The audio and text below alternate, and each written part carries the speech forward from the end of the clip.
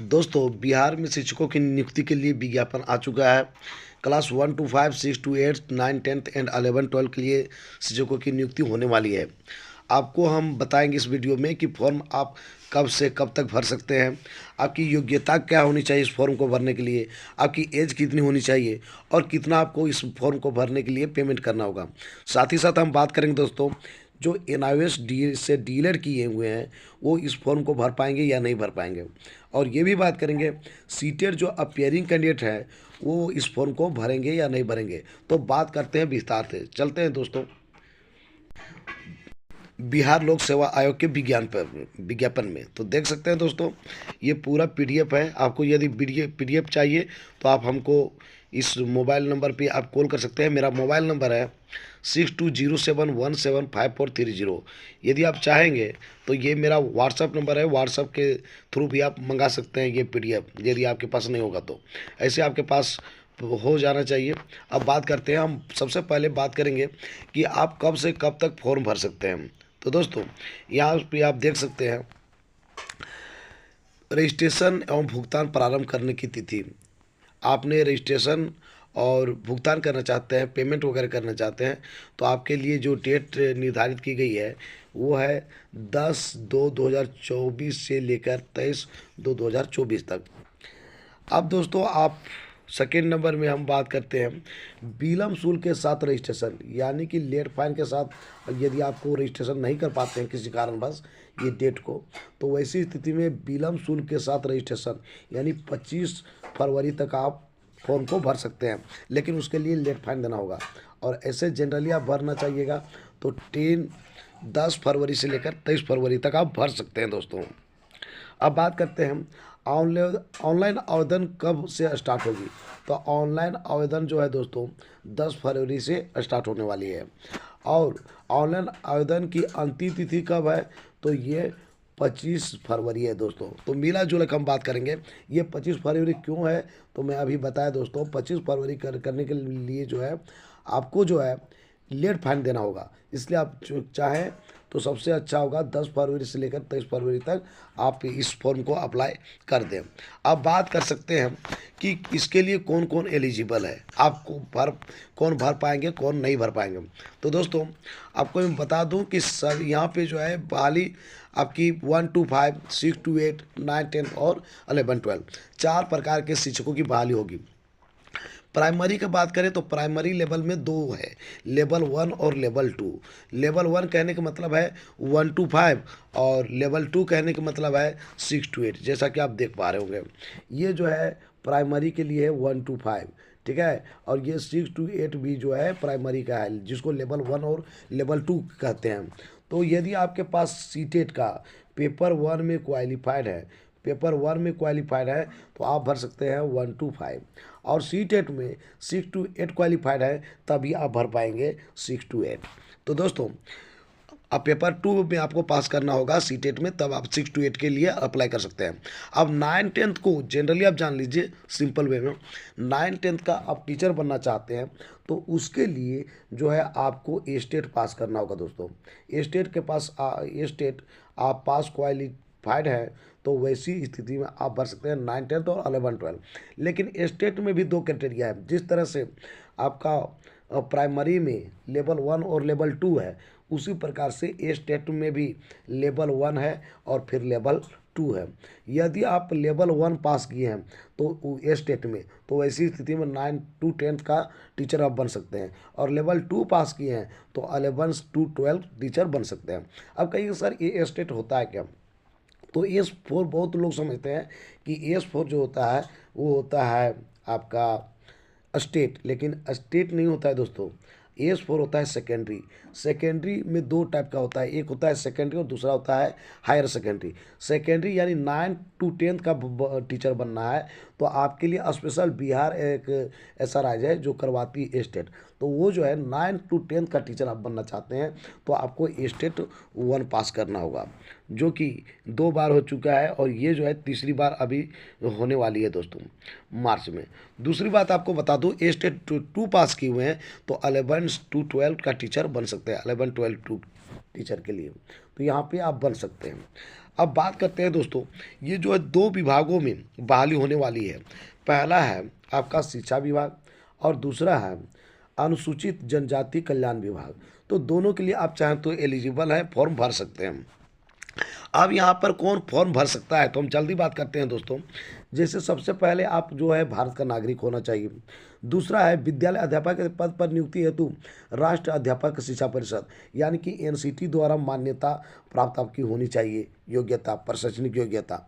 राज्य सरकार अथवा केंद्र सरकार द्वारा समय समय पर आहूत शिक्षक पात्रता परीक्षा में उत्तीर्ण होना चाहिए। यानी कि आप 1 to 5 और 6 to 8 भरना चाहते हैं तो सीटेट आपको पास करना होगा या फिर सीटेट पास करना होगा। लेकिन पेपर 1 का बात करें, पेपर 1 में भरना है तो सीटेट पास कीजिए या फिर सीटेट के जगह में बीटेट भी पास कीजिएगा तो आप पेपर 1 भर सकते हैं। उसी प्रकार से इस सीटेट पेपर 2 भर दीजिएगा आप।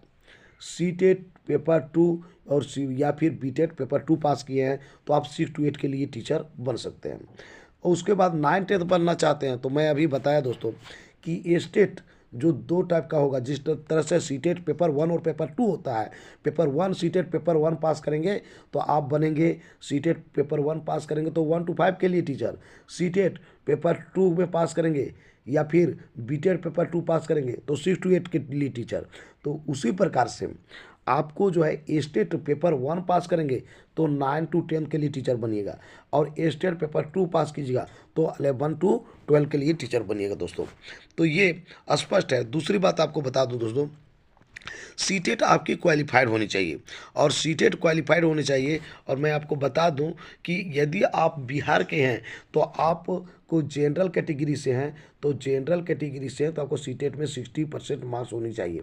यदि वो ओबीसी एसटी एससी के हैं तो वैसी स्थिति में आपको जो है एसटी एससी तो उसके लिए आरक्षण दिया गया है और वैसी स्थिति में 55% होनी चाहिए। जैसे कि आप देख पा रहे होंगे दोस्तों, यहाँ स्पष्ट तौर पर लिखा हुआ है सीटेट अभ्यर्थियों के लिए बीटेट 2017 के लिए लागू प्रावधानों के प्रावधानानुसार सामान्य कोटि के अभ्यर्थी को न्यूनतम 60% अंक लाना है। यानी 150 नंबर का होता है सीटेट तो उसमें आपको 90 अंक हासिल करना होगा। पिछड़ा वर्ग, अत्यंत पिछड़ा वर्ग एवं सामान्य कोटि के महिला उम्मीदवारों को 55% अंक लाना है। यानी कि जो महिला है या फिर आप ओबीसी से हैं, ओबीसी 1 ओबीसी 2 या सामान्य कोटि की महिला जो है उसको जो है 55% अंक लाना है। साथ ही साथ अनुसूचित जाति, अनुसूचित जनजाति एवं निःशक्त कोटि के उम्मीदवारों को 50% अंक लाना है। यानी कि आपका जो है सीटेट में 90 नंबर है तो आप जनरल कैटेगरी के हैं तो आपको 90 अंक लाना होगा। आप ओबीसी हैं, एससी और एसटी हैं, लेकिन उसका एक शर्त है कि ओबीसी एससी एसटी आपका बिहार का ही होना चाहिए। बिहार के बाहर के हैं तो आपका काउंट जनरल में होगा। यानी आप बिहार के बाहर झारखंड वगैरह का है और आपने ओबीसी का सर्टिफिकेट बना लिया है या आपके पास है तो वो वहाँ के लिए काम नहीं करेगा। आपको जो है जनरल में आप काउंट होंगे, जनरल का मार्क्स आपको लाना होगा। यानी कि सीटेट में आपको 90 अंक है, 90 मार्क्स है तभी आप फॉर्म भर पाएंगे। अब बात करते हैं कि यदि महिला आप हैं तो महिला के लिए छूट दिया गया है कि सामान्य कोटि की महिला के लिए जो है आप मात्र सामान्य कोटि की महिला के लिए 55% अंक लाना होगा। और साथ ही साथ ओबीसी एससी एसटी है और वही बिहार का है तो वैसी स्थिति में आपको 55% यानी 82 अंक लाए हैं तो आप फॉर्म भर सकते हैं। और यदि एससी एसटी है ना, एससी एसटी और आप जो है पीडब्ल्यूडी है ना, निःशक्त कैंडिडेट है तो 50% यानी कि आप 150 में 75 नंबर भी लाएँ सीटेट में तो आप उस फॉर्म को भर पाएंगे दोस्तों। तो इस प्रकार से आप समझ सकते हैं कि किस टाइप से आपको फॉर्म भरना है, आपके लिए क्या एलिजिबिलिटी है। तो दोस्तों आपको ये पता होना चाहिए यदि सीटेट में आप क्वालिफाइड और सीटेट की जो क्राइटेरिया है उसको आप पूरा करते हैं तो वही चीज़ वहाँ भी है। वहाँ यदि आप सीटेट को फॉर्म भरने में जो आपको क्राइटेरिया मांगी गई थी वही क्राइटेरिया वही एलिजिबिलिटी आपको वहाँ पर में मांगा जाएगा। उसी प्रकार से एस्टेट आप जब फॉर्म भरे थे एस्टेट 1 पे जो क्राइटेरिया मांगा गया था वही क्राइटेरिया आपको वहाँ पे जो 9 to 10 के लिए टीचर बनिएगा उसके लिए देना होगा। उसी प्रकार से 11 12 के लिए जो स्टेट आप पास किए हैं तो स्टेट में जो क्राइटेरिया मांगा गया था वही क्राइटेरिया आपको, वही क्वालिफिकेशन मांगा जाएगा आपको ये जो 11-12 का टीचर बनेंगे उसमें। जैसे कि आप देख पा रहे होंगे ये जो है 1 to 5 के लिए है, 1 to 5 के लिए है दोस्तों, ये पूरी चीज़ें 1 to 5 के लिए है। तो 1 to 5 में क्या क्या होनी चाहिए आपको पता होना चाहिए। सिर्फ नंबर 1 है कि आपका इंटर में 50% होना चाहिए और 2 वर्ष का डिप्लोमा यानी डीलेड या बीटी या पीटीटी होना चाहिए। ठीक है दोस्तों, 2 वर्ष का डिप्लोमा होना चाहिए, सिंपल समझ लीजिए डीलेड होना चाहिए और या उसके समकक्ष होना चाहिए, या फिर 45% में भी आपका काम चल जाएगा। 50% नहीं है तो 45% में भी होगा, लेकिन वो जो वहाँ से आप डिप्लोमा कीजिएगा यानी कि डीपी वगैरह कीजिएगा या फिर डीएलएड कीजिएगा तो एनसीटी से मान्यता होना चाहिए। एनसीटी से मान्यता है जो कि 2002 के रेगुलेशन के अनुसार वो काम कर रही है, तो वैसी स्थिति में आप फॉर्म भर सकते हैं। यदि बीएलएड किए हुए हैं 4 वर्ष प्रारंभिक शिक्षा शास्त्र में तो वैसी स्थिति में आप जो है 50% अंक होना जरूरी है इंटरमीडिएट में। उसके बाद जो है 50% मान लीजिए डीएलएड किए हैं और वो किसी भी नाम से जाना जाता है और उसमें आपको इंटर में 50% है तो आप जो है फॉर्म को भर पाएंगे। साथ ही साथ दोस्तों मान लीजिए आपका 50% नहीं है, सिर्फ ग्रेजुएशन आप किए हैं और 2 वर्ष का डिप्लोमा किए हैं और इंटर के जगह इंटर में आपका मान लीजिए 50% नहीं है, 50% कम अंक है, लेकिन आपका जो है ग्रेजुएशन आपने कर लिया है तो आप इस फॉर्म को भर सकते हैं, लेकिन आपकी जो है डीलेड होना चाहिए यानी 2 वर्ष डिप्लोमा होना चाहिए दोस्तों। तो ये हो गया 1 to 5 के लिए।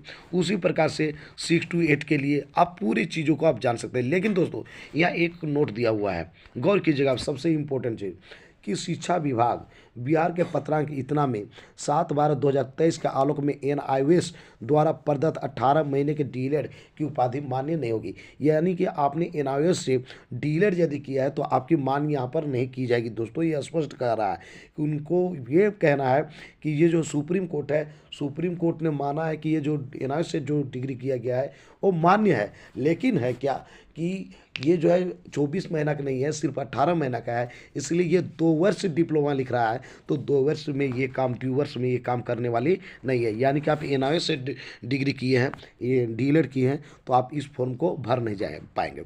आपको बात करते हैं दोस्तों 6 to 8 में, तो वही मैंने बताया कि क्वालिफिकेशन यदि आपने सीटेट में जो आपका क्वालिफिकेशन था सीटेट को आप भरने के लिए एलिजिबल थे तो इसमें भी आप भर सकते हैं दोस्तों। इसमें और कोई नया क्राइटेरिया नहीं है। अब सीटेट में जिस प्रकार से जो बहाली मतलब उसके जो फॉर्म भराती थे तो उसका उद्देश्य 3 शिक्षकों के लिए होता है। एक होता है गणित एवं विज्ञान, दूसरा होता है एसएसटी और तीसरा है लैंग्वेज। तो तीनों के लिए आप फॉर्म भर सकते हैं, आप एलिजिबल जिसमें है उसको आप फॉर्म भर सकते हैं। उसी प्रकार से 6 to 8 के लिए है, जैसे कि आप देख पा रहे हैं दोस्तों, आप देख सकते हैं ये सारी चीज़ें हैं। यदि आपको कोई प्रॉब्लम होता है तो हमको आप व्हाट्सएप में कॉल कर सकते हैं या फिर ये पीडीएफ आपको चाहिए तो आपको मिल जाएगा दोस्तों।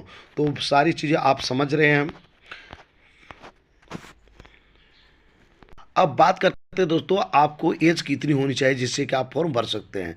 तो आज जैसा कि आप देख पा रहे होंगे दोस्तों कि आपको 1 to 5 के लिए आप शिक्षक बनना चाहते हैं, 1 to 5 के लिए, ठीक है, तो 1 to 5 और 6 to 8, ठीक है, 6 to 8 मतलब मध्य विद्यालय। तो वैसी स्थिति में 1/8/2023 को अभ्यर्थियों को न्यूनतम 18 वर्ष होनी चाहिए। यानी 1 अगस्त 2023 को आपका कम से कम 18 साल है और 1 to 5 और 6 to 8 का टीचर बनना चाहते हैं तो आप फॉर्म भर सकते हैं दोस्तों, लेकिन कम से कम 18 साल होनी चाहिए। अब 9 to 10 है ना, 9 to 10 के शिक्षा विभाग 6 to 10 तक एवं कक्षा 11-12 के विद्यालय अध्यापकों के लिए अभ्यर्थियों को न्यूनतम 21 वर्ष होनी चाहिए। यदि आपने जो है बात यहाँ पे चल रहा है दोस्तों, लेकिन हम बात करते हैं 9 to 10 11-12 का शिक्षा विभाग का फॉर्म भर रहे हैं तो वैसी स्थिति में दोस्तों आपका कम से कम 21 वर्ष होनी चाहिए। अब बात करते हैं कि कल्याण विभाग का, तो कल्याण विभाग में 6 से लेकर 10 तक आपको जो है 21 वर्ष कम से कम होनी चाहिए। ये बात चल रहा है कल्याण विभाग के दोस्तों। अनुसूचित जनजाति एवं अनुसूचित जाति के कल्याण विभाग के लिए 6 to 10 के लिए जो है आपको 21 वर्ष कम से कम होनी चाहिए। कब की, तो 1 अगस्त 2023। अब बात करते हैं दोस्तों, ये था न्यूनतम, अधिकतम कितनी चाहिए, तो वही जो है 1 अगस्त 2023 को दोस्तों आपकी अधिकतम उम्र यदि आप जनरल हैं तो 37 ईयर्स होनी चाहिए। और दोस्तों आपको मैं बता दूं, जो बिहार के बाहर के कैंडिडेट हैं वो कोई भी कैटेगरी में होंगे, वो जनरल में काउंट होंगे, यानी कि बिहार के बाहर के कैंडिडेट को अधिक से अधिक 37 वर्ष तक आप फॉर्म भर सकते हैं। 37 वर्ष से ज़्यादा है तो आप इस फॉर्म को नहीं भर पाएंगे 1 अगस्त 2023 के अनुसार।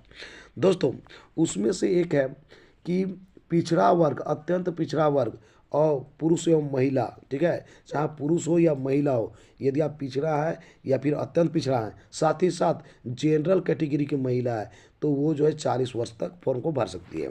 अब बात करते हैं अनुसूचित जाति अनुसूचित जनजाति, पुरुष एवं महिला के लिए बात करें तो वैसी स्थिति में SC ST का तो वो 42 ईयर्स तक फॉर्म को भर सकते हैं दोस्तों।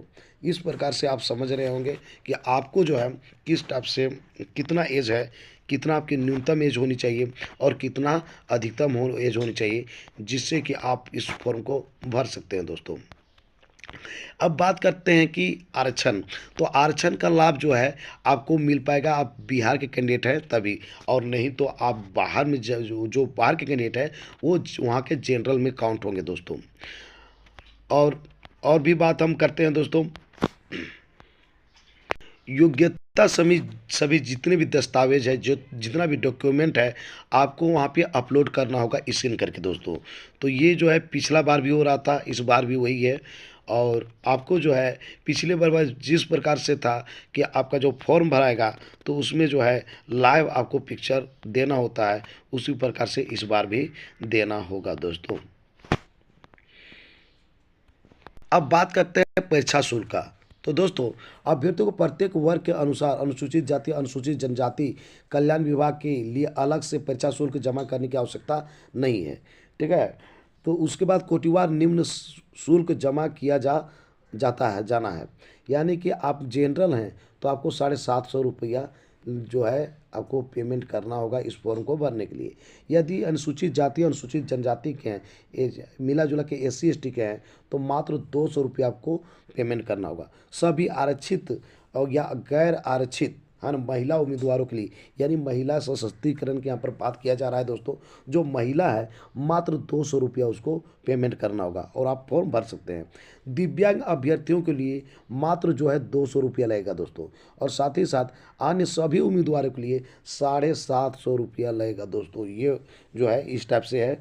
आपको मैं बता दूं दोस्तों, अनुसूचित जनजाति जाति के कल्याण विभाग के लिए अलग से आपको परीक्षा शुल्क जमा नहीं करना है। आप जनरल कैटेगरी हैं तो 750 रुपया लगेगा। अभी SC ST के हैं से कैटेगरी से बिलोंग करते हैं और बिहार के हैं तो आपको 200 रुपया लगेगा। और अब जनरल हैं और अनारक्षित वर्ग की महिला हैं, विशेष करके महिला के लिए जो है 200 रुपया लगेगा, चाहे तो बिहार के हैं या बिहार के बाहर के हैं। और जो दिव्यांग कैंडिडेट है जिसका 40% से ज़्यादा उसके दिव्यांगता है, तो वैसी स्थिति में वो PWD जो कैंडिडेट है उसको मात्र 200 रुपया लगेगा। और बाद बाकी जितने भी उम्मीदवार हैं सभी उम्मीदवार को 750 रुपया पेमेंट करना होगा दोस्तों। तो इस प्रकार से आप समझ गए होंगे दोस्तों कि किस प्रकार से आपको फॉर्म भरना है, क्या करना है, या फिर क्या आपको एलिजिबिलिटी होनी चाहिए, उम्र सीमा क्या होनी चाहिए, सारे चीज़ों को हम लोग बात किए। तो दोस्तों फिर मिलते हैं एक नया अप टू डेट के साथ। और साथ ही साथ दोस्तों ये आपको मैं बता दूं कि आपको किसी प्रकार का प्रॉब्लम होता है इस विज्ञापन को लेके, यानी फॉर्म भरने के लेके, तो आप हमको कॉल कर सकते हैं, हमको व्हाट्सअप कर सकते हैं दोस्तों। और दोस्तों आपसे एक छोटी सी रिक्वेस्ट है, ये वीडियो आपको अच्छा लगता है तो इस वीडियो को पहले कर दीजिए लाइक, कर दीजिए चैनल को सब्सक्राइब, और ज़्यादा से ज़्यादा दोस्तों को ये वीडियो शेयर कीजिए दोस्तों, जिससे कि बिहार के फॉर्म भर सकता है। फिर दोस्तों मिलते हैं एक नए अपडेट के साथ, तब तक के लिए मुझे इजाज़त दीजिए। धन्यवाद।